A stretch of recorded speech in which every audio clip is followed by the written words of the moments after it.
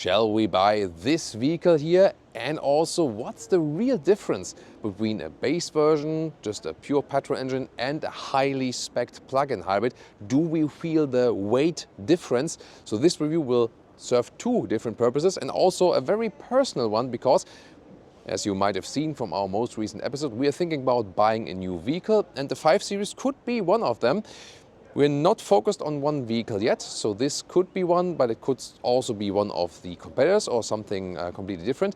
And we'll have it here as the 3-liter 6-cylinder plug-in hybrid, because in Germany, this is the only possibility how you can still drive the famous BMW 3-liter 6-cylinder. It's only in combination with the plug-in hybrid system. In the US, you could still go for the pure petrol 3-liter 6-cylinder still. And we will compare it then with the second 5 Series from this new generation here, but with the base 2-liter 4-cylinder petrol engine, because I'm really looking forward to, do I feel this weight difference between these two vehicles? Yeah, and of course, will we end up buying one? We're going to find out here with Thomas Nautigefühl in 4K, full screen, full length. Let's go. Only by BMW 5 Series in its new generation. Here also possible with the illuminated front grille, and you can see there's a flickering effect here in the headlamps. This just on the camera. Usually we put ND filters on the camera that it doesn't happen, but today I think it looks kind of cool, this effect that the camera creates. It looks like a light show, so today I wanted to show that to you.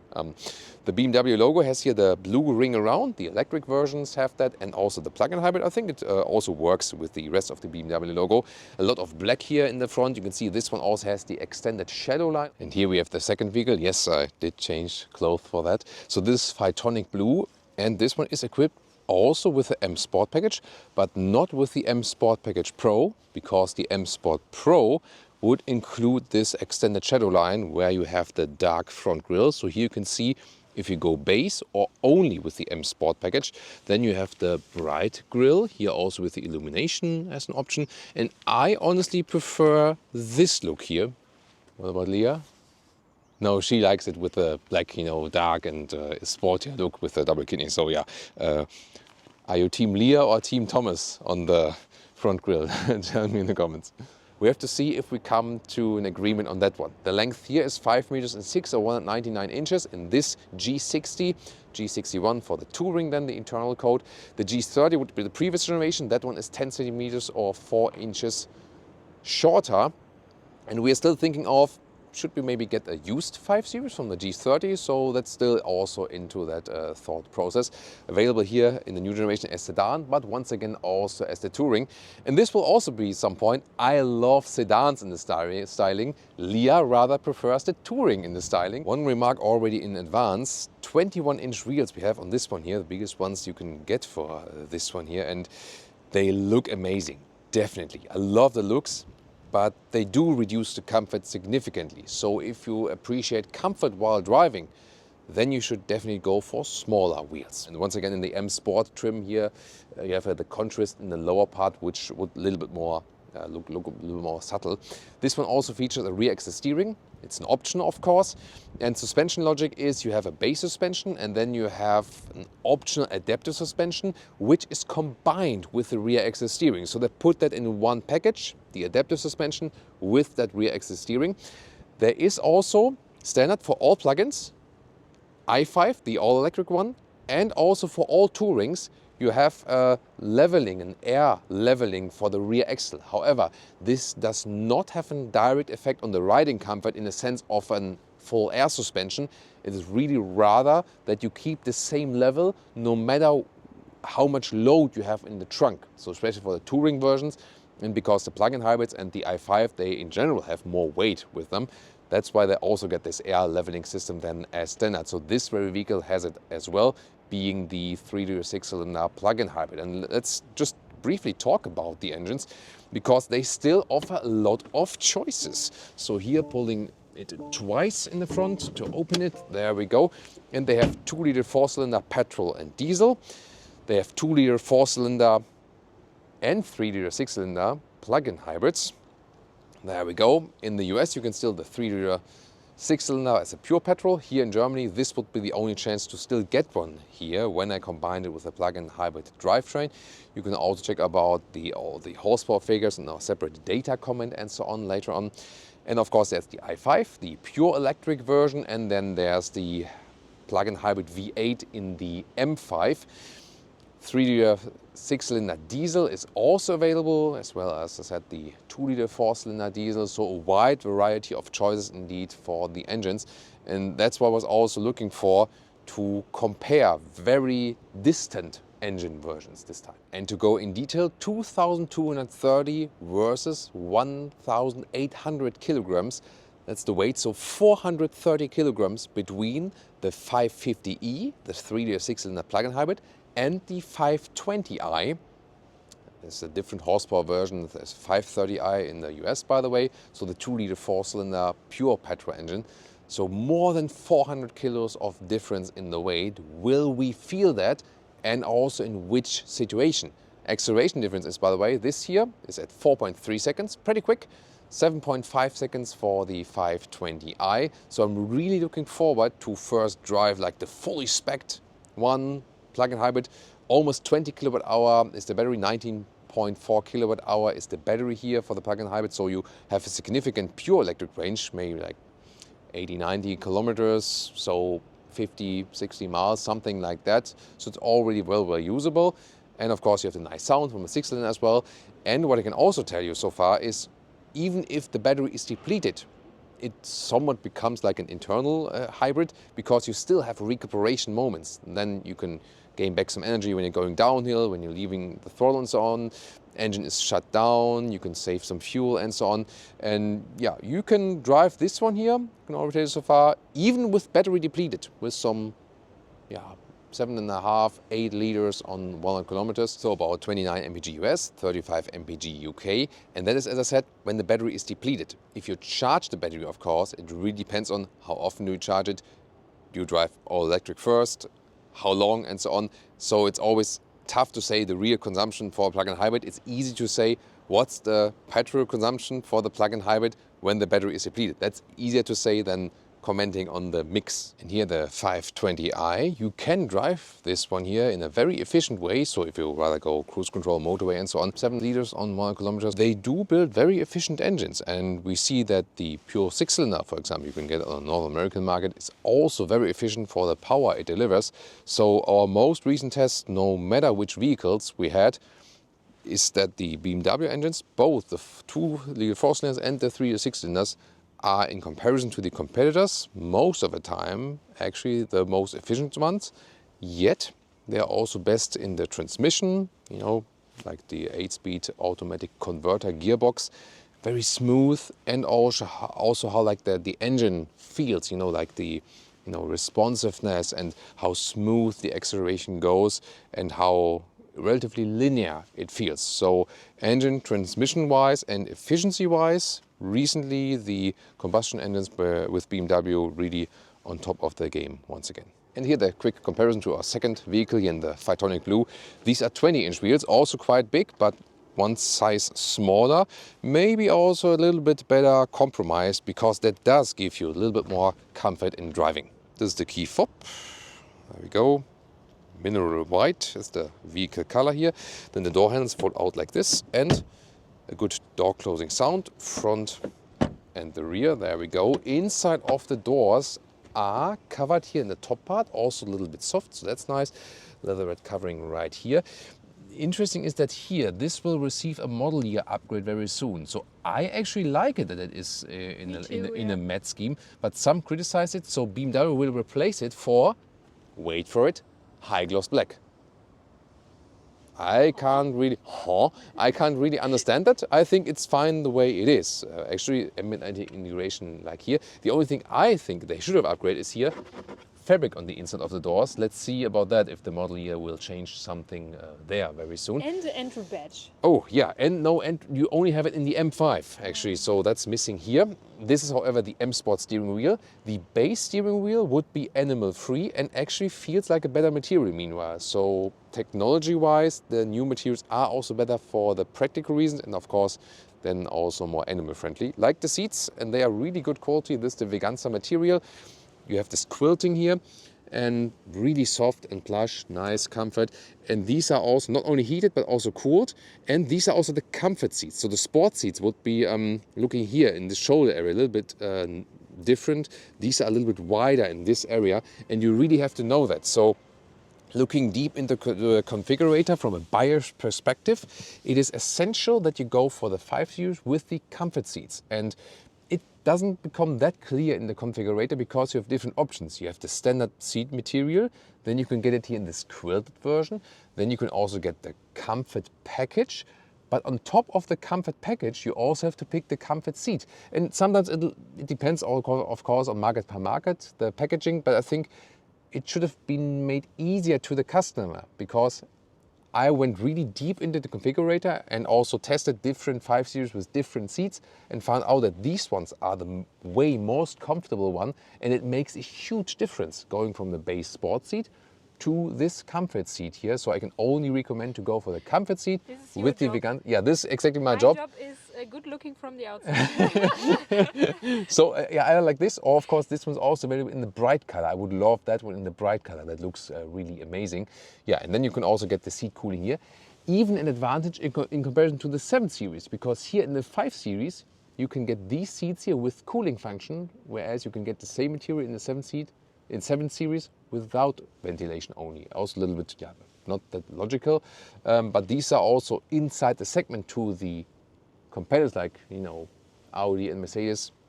Yeah, probably best in class. Really nicely done. Welcome to this cockpit, which I think looks clean and modern. Biggest thing I criticize is I love the ambient lighting here, definitely. Different colors to pick, and also changes with the driving modes, for example. Like if you go to the sport mode, see here all the color change to red then. But in the 7 Series, it goes through here, this light bar, and here we have this split. And I think it just disturbs the eye. It has to go through, like in one line. Or maybe that's just my OCD. Tell me in the comments, yeah. Leah is laughing now again. Yes. Yeah, she says it's my OCD. Okay, sorry about that, guys. Here we have the carbon fiber. We have seen the carbon fiber exterior package, and also fits here to the carbon fiber interior package in this case. And the screens also look, you know, high res and so on. Wireless Apple CarPlay, Android Auto. However, the only thing is that I like better in the previous generation, in the G30, that you had like the manual climate unit. Here now, the climate unit is in the screen. And you always have to do it in the touchscreen here. And also when you activate seat heating, seat cooling, steering wheel heating, you always have this two-step activate here. You get used to it. It's at least like an easy and intuitive control, but still the physical dials were easier to control, especially while driving. While stationary, who cares? But while driving, especially better when you have the real buttons. But the rest of the cockpit still gives you like a welcoming feeling. Here in the front, you have an inductive charging pad. It's also ventilated. Just on the left side though, the right side is just like putting something. The rubber material here is, however, so-so from the like looks and so on. Nice that we have an illumination here around the cup holders. They are also nicely adaptive. And also good that we still have this lower controller, that we don't have to do everything in touchscreen, that we can still do some controls also then from down below. Split armrest. Also some clutter underneath, and it's also soft enough for your elbow. Here we also have the shifting pedals, for example, and I really always love like really hammering in these indicators, and yeah, it's really a lot of fun to do that actually. Should also encourage every BMW driver to use the turning indicators. You know, there's like this myth out there. I'm not sure if it's true or not. Some say it's true, some say it's not, that BMW drivers would not use the turning indicators. And I just say like, how cool it is to put them in. You gotta use them, really. Driver POV, let's start the vehicle. Here, volume control, right side of the steering wheel, for example, you still have some real buttons. Also here, press and hold set to deactivate that speed limit chime. Digital instruments, here these red lights, they also only appear on camera. You can also change something of the layout, the whole layout of the whole thing. And you also get a head-up display if you like, although that's optionally. And here, by the way, the personal mode. So what I would wish is, when you go to the sport mode, you have more feedback from the steering. It's a little bit stiffer, but you also have like the high revs. I would wish for actually a personal mode, like the standard mode, but with more steering feedback. At this moment it's not possible, but BMW told me they are working on that. And as a quick comparison, look at that. Here the 520i, the base version, there you only have a limited ambient lighting, so not this big light bar, just a little more subtle. But some might even prefer that. Now the rear seats, they do profit here from the panoramic roof, which you cannot open. Talked about that. First of all, inside of the doors, this is also nicely and softly covered, so that's a good build quality. Here also the optional Bose & Wilkins sound system, great sound. Just here the inside of the doors is not covered again. Then the Veganza seat material is also really plush here for the rear seats, so they have like a soft seating comfort. Isofix here is on the outside each. And the middle console here for the climate unit. You can also have seat heating in the rear, for example. The only thing with this segment is that you don't have too much legroom. You have this recess here at the back of the seat, so it does fit for tall adults. But considering the length, of course, it's not too much legroom. But I think in the Audi A6 it was even a little bit less recently. And headroom also works here in the sedan. Also not too much, but with 189, 602 it still works.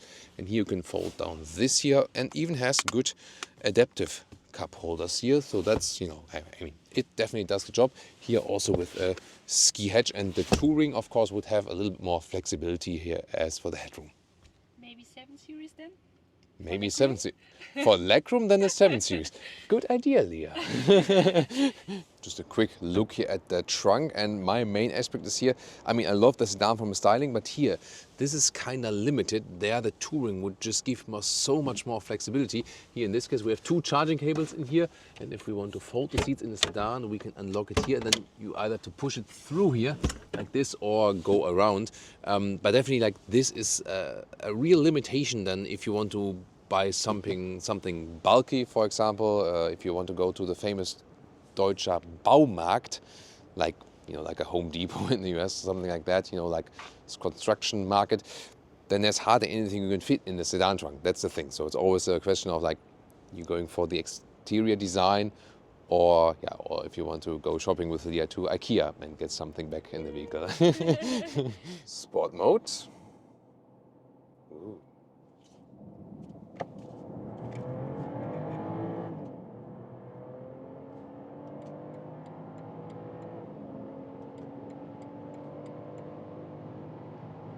Ooh. 50 to 160. This is here the 550e, the 3-liter 6-cylinder plug-in hybrid. I wanted this case here, still with the battery depleted, to make it also more interesting for our viewers from the Northern American market, because they buy usually the 3-liter 6-cylinder without the plug-in hybrid version, and also to make it more comparable to the other version we have there, power-wise, at least, you know, like as a direct comparison. Still, I want to also talk about the plug-in hybrid features here very soon, because I have a lot to talk about that, or a lot to say about that as well. But definitely, when you're cruising in the city and so on, that 4 with a 6-cylinder is maybe not that important. But here on the motorway, when you really push it and when you drive higher speeds, that's actually pretty cool. Can't deny that. Of course, better sound, but since everything is so well insulated, meanwhile, also the sound difference is not that large anymore, honestly, but just gives you, of course, more punch, more drive. And the best acceleration figure you score with this one here is 4.3 seconds. So that's 7.5 then with the smaller petrol engine we have here today. But here, also this kick down here, then yeah, it just gives you a very nice boost, but in a smooth way. Definitely really like that. It's really a gem of the engine, definitely is. And what's even more pronounced here in the sport mode is, of course, that you just have like the RPM goes a little bit higher. At the same time, it's not exaggerated, and I also keep it in the D mode and not in the S shifting mode here. I can also pull that. Okay, interesting. Why?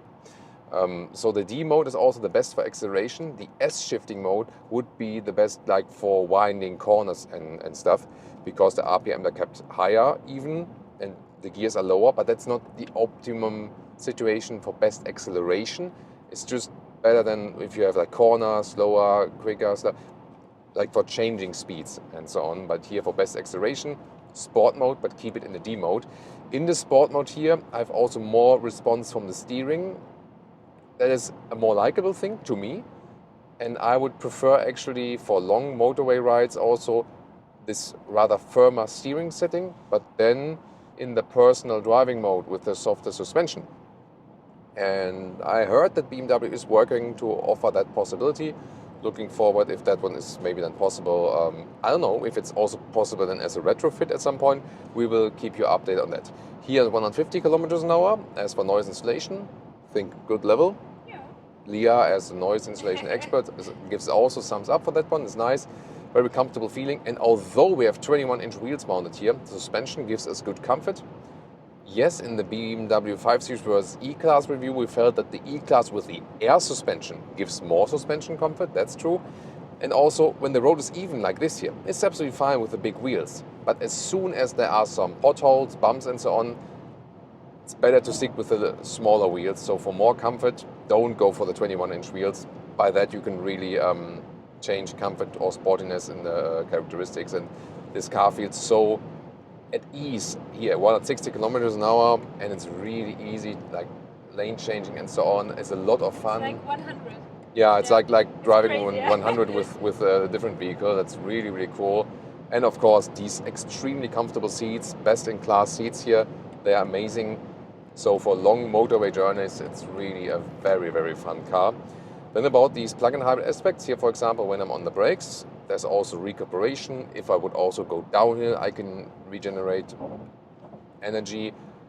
Even if the battery is not charged externally, it always gives some kind of advantages also, it's also charged then just while driving here and there. And you always have situations where you're sometimes off the gas again, then it also gives some electric boost.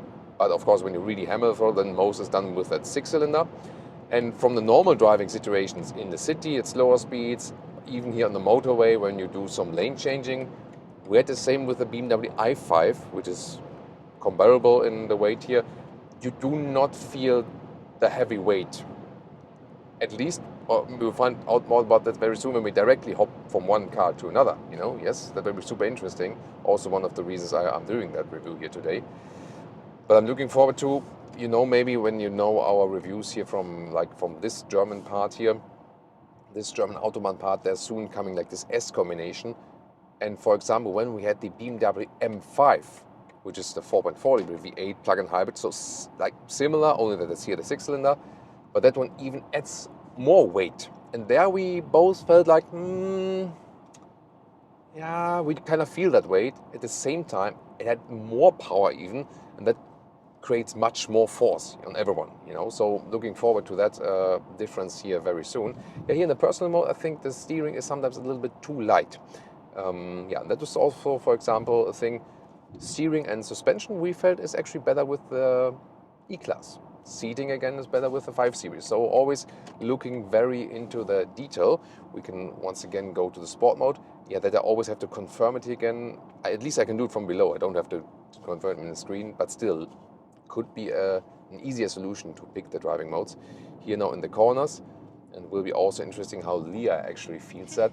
I mean, it's a lot of fun, definitely. Now here the car's being pushing a little bit. You feel it's not like a light sports car, but it's still fun to do that. Yeah, a little bit reminds us of the feeling from the M5. Comparable, better, worse? What do you think with the M5? A little bit better, maybe. A little bit better, maybe, yeah? But you feel it, yeah. Do you feel the weight? Yeah. For me, it was kind of still okay, holding onto the steering. But you feel that? Maybe I need my own steering wheel. Yeah, Leah needs a fake steering wheel on the right side as well, like Maggie has in the Simpsons intro. So here, let's push it one more time. You saw the ambient lighting. Ah, yes. Yeah, this is the 6-cylinder, definitely. I mean, in these situations, okay, let's squeeze in there, let's go for that. Then the 6-cylinder does bring you that smile and this yes. Just it brings you the yes out. That's really, really cool. Yeah, so definitely when you are at more steady speeds in the city, you can also go for the 2-liter 4-cylinder plug-in hybrid. But if you, let's say, have German Autobahn situations, then the 6-cylinder will still bring that smile back, so to speak. Let's do here acceleration, a little bit exaggerated lane changes and so on. How is that? That's okay? Fine, That's yeah. okay? Yeah, I mean, in the way the M5, of course, was even more extreme, you know, just demanding more of your body. That's definitely better here. So I would still say for me, it's fine. And I mean, like really throwing that car into corners, probably not what you would do with this car on an everyday basis. So I think that should be okay. But I'm so excited to see if this will be like way different with that base engine when we have like these 430 kilograms less, because that's a huge difference inside a vehicle, you know. And now about the cruise control here, Assist Plus Ready offers to me, it's a 900 euro extra, and then I can take my hands off the steering wheel in a legal way. It's still level 2, I'm still responsible. It's here also the green symbols at the steering wheel.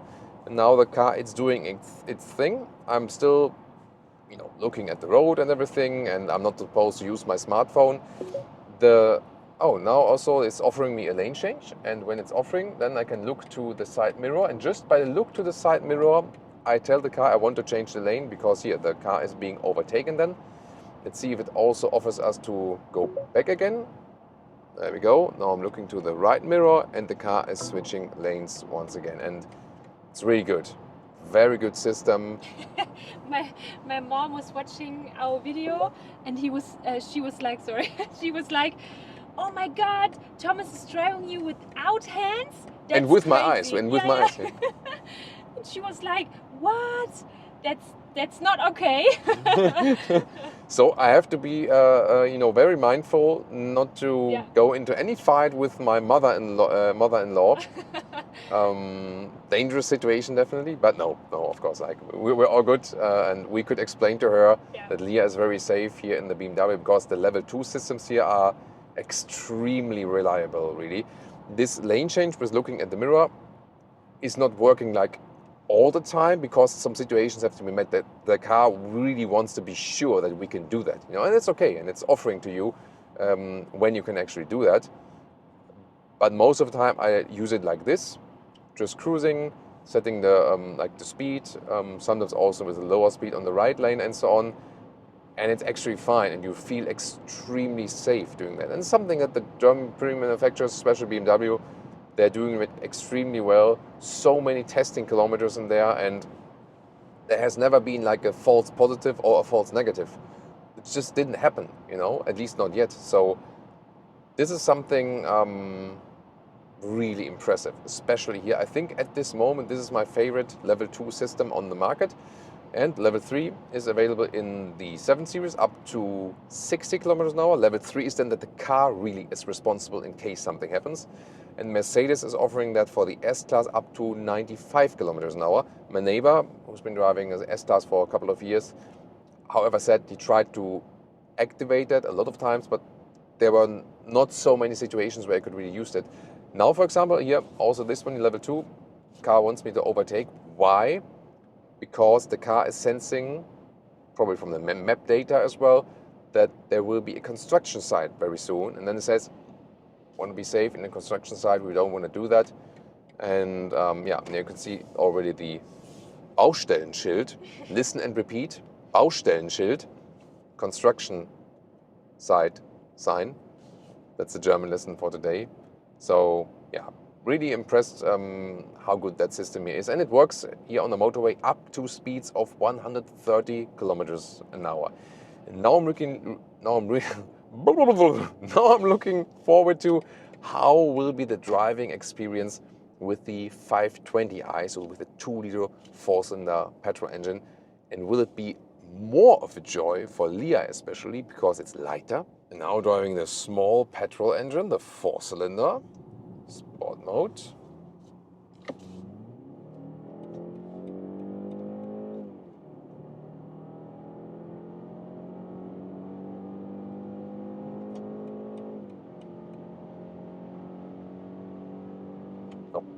That was 50 to 140.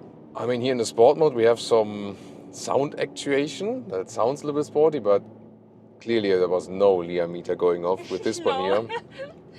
The acceleration figure 7.5 seconds. And it was chilly, yeah. It was chilly, yeah. I mean, for most situations you'll be somewhat fine, since it does have a turbo. When you hit the throttle, there's still something coming, you know, but from the outside it looks a little bit crazier, and when you see Yeah, it looks. and then it look, is. looks more Yeah. stunning from Yeah. the outside, definitely. Yeah, and it was really like when we were starting to drive this, I say, not so much difference to the other one, but definitely the acceleration difference is the most significant thing here so far. Of course, when we put it in the corners, we were looking forward to if we really feel the weight difference now. Just rolling forward, rolling straight, and so on, there's not so much difference.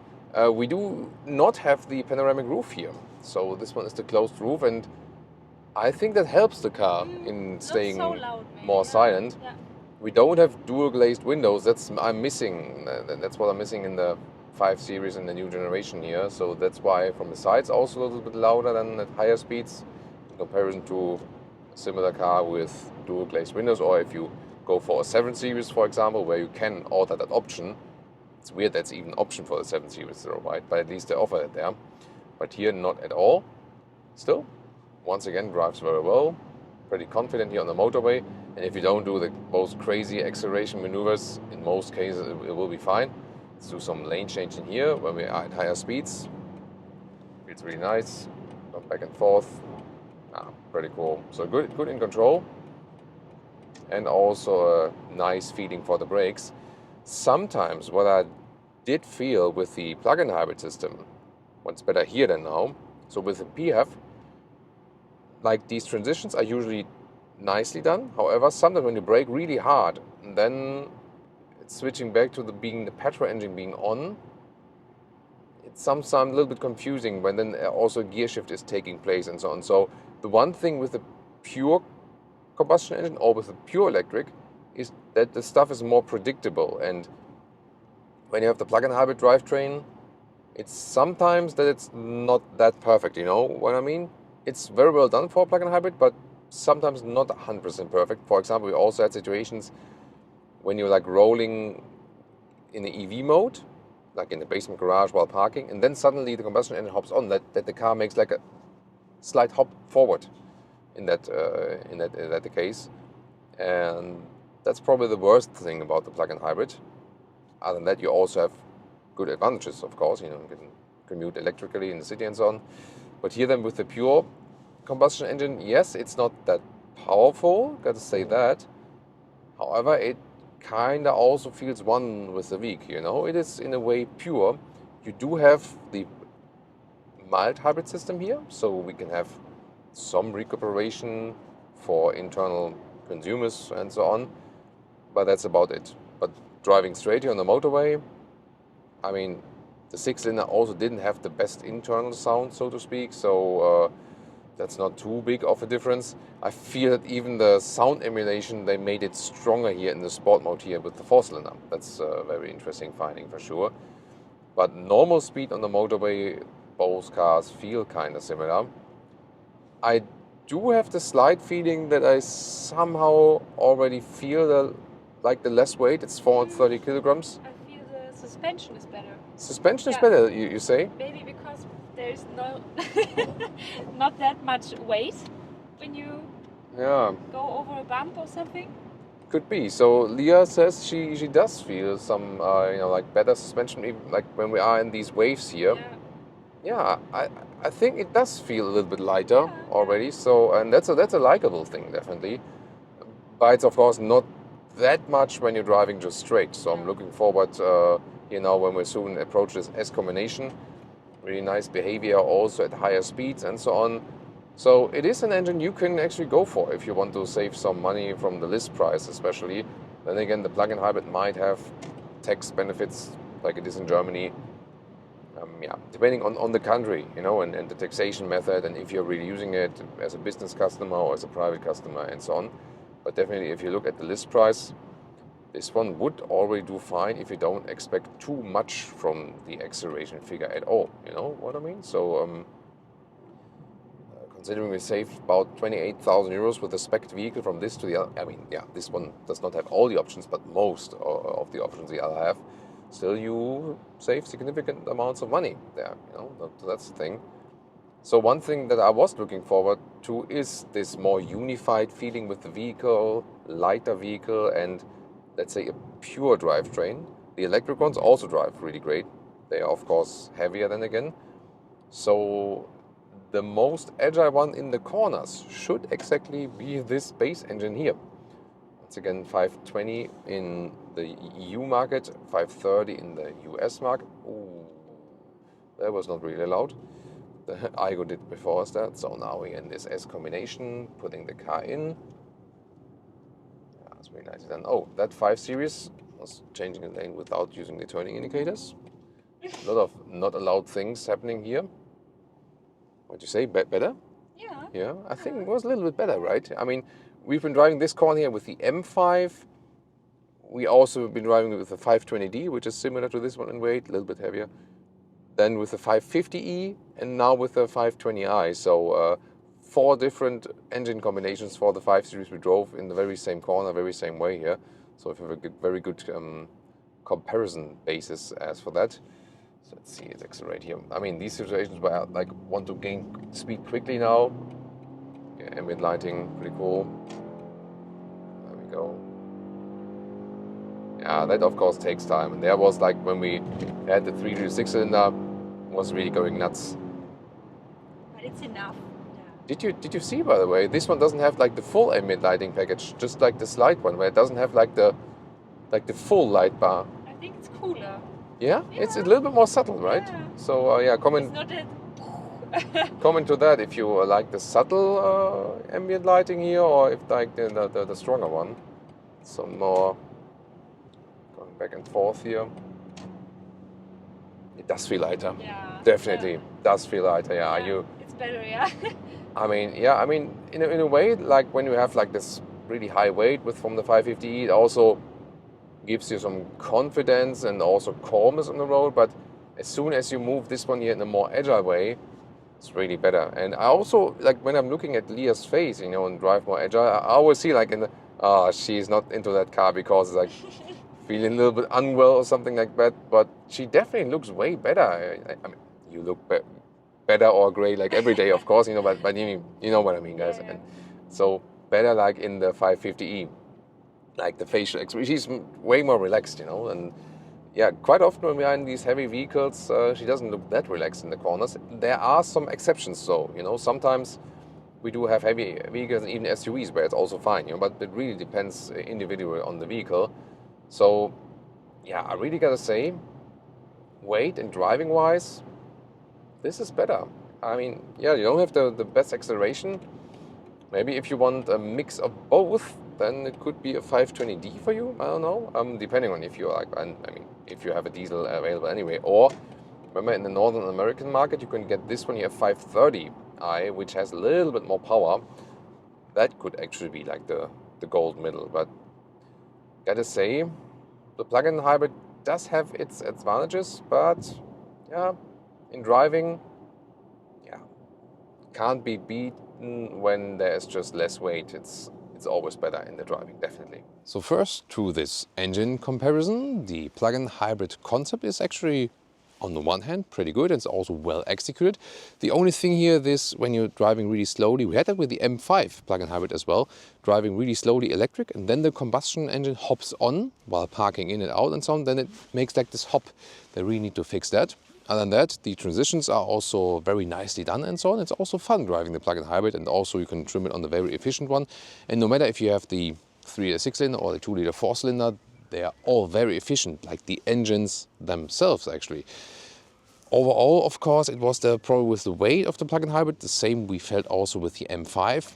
So as much as I like the 3-liter 6-cylinder in this heavy plug-in hybrid combination, it's not the best for agile driving. On the North American market, you can get the 3-liter 6-cylinder still as a pure petrol engine. That might be the most fun, the best choice then for the customers there.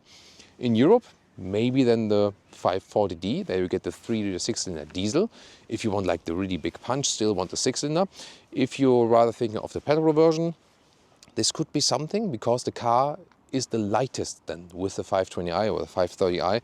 So as for the agile driving performance, that's actually the best one, although you have the least performance or the weakest performance in the acceleration. Very interesting, definitely. Maybe the 4-cylinder plug-in could also be something if you think in taxation, because when I now thinking of like our own purchase, the plug-in hybrid is tempting because you can save a lot in taxes, in the monthly taxation for the private use of a business vehicle. So that might move a lot of European customers then definitely to the 2-liter 4-cylinder plug-in hybrid.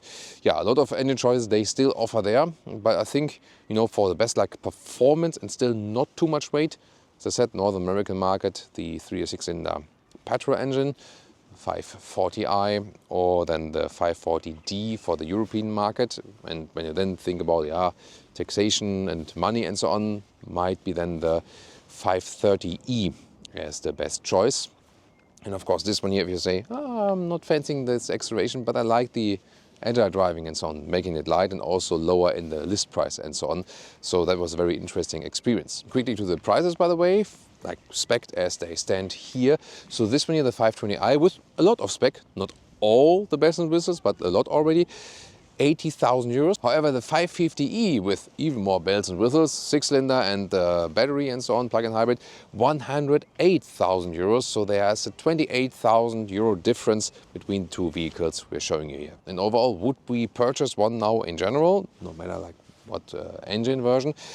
What is tempting here with this new generation, also if you compare it to the previous one, the G30, are the seats definitely. The seats are best in class, especially here in this comfort pack plus comfort seat option, and they are so much better than all of the competitors. And I mean, yes, they're animal free, but also in the pure comfort, they are so well executed that you can drive miles and miles and miles with them and don't worry about your comfort and your lumbar area and so on. And I've just been testing also the G30, just statically taking a seat in there, and I was surprised how big the difference is. What I do criticize here with the 5 Series, that they don't offer dual glazed windows. They don't offer a full air suspension. And you can actually get that with the Mercedes E-Class or with the Audi A6. But then the question is, of course, if the seating comfort or the suspension comfort is more important, that's always the thing. So still overall, it will be still our list. We're still also thinking about, what's the difference to the BMW 7 Series. There are very good offers for the i7 at this moment here, for example. That you can maybe get an i7 cheaper than the 5 Series actually. That's very interesting. We'll keep you updated on that. The X3 is also very interesting because it also has very good seats. Then, of course, the visuals. Leah was not so keen on the visual of the new X3, but the X3 also has the advantage that it's a little bit shorter, of course, than the 5 Series. And we just tested the X3 versus the X5 statically in the dealer. And the X3 seats are actually more comfortable than in the new generation than with the X5. So very curious findings. We'll keep on digging in our purchase process. So it was very interesting for me, this tour of these both vehicles here today. And maybe if you fancied this episode, we can do that with some other cars driving the same car in different engine specs. Sometimes when we are on driving events, we try to do that for you because it can make so much difference. Recently with the Zeekr 7X, we drove the one without air suspension, and suddenly the version without the air suspension drove so much better than the version with the air suspension. So sometimes it's really about the individual spec of the vehicle, and suddenly they feel kinda different. So yeah, stay tuned here on our channel. If you like this episode, join for more.